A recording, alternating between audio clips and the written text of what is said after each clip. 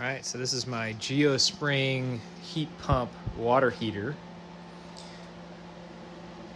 So it looks like the overflow is pretty warm here.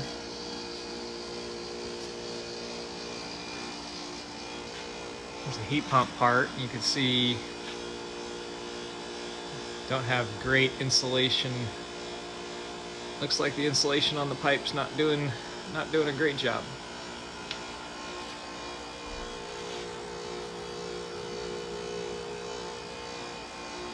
It's actually pretty warm on the top of the expansion tank. That's interesting. And then this is the outlet pipe coming out of the water heater here. Looks like it's 100 degrees to the touch. And it's pretty warm there.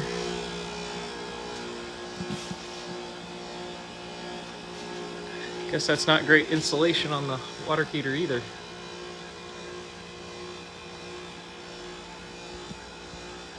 Yeah, definitely pretty warm.